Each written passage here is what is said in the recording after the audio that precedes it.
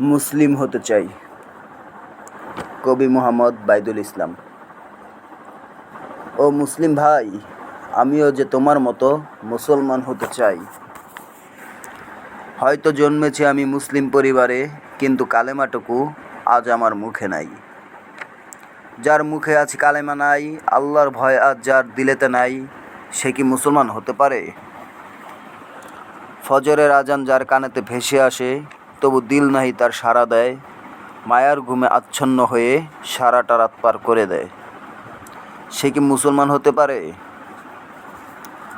জোহরের সময় থাকি নানান কাজের ভিড়ে, আসরের সময় থাকি খেলাধুলায় মেতে, মাগরিব তো হায় হয় না আমার, এশারও যায় মিছে।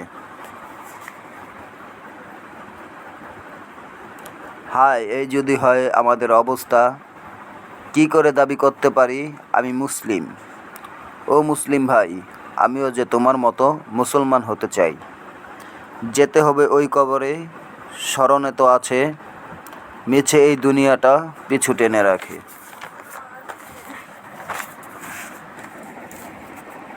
এখন আমার 20 বছর, সামনে কয়দিন বাকি, ফরজ রোজায় এখনও তো দিয়ে গেলাম ফাঁকি। আল্লাহ যদি সামর্থ্য দেন, ইনশাল্লাহ হজ আমি করব, জাকাত তো ভাই দিই না আমি, এ কেমন কর্ম।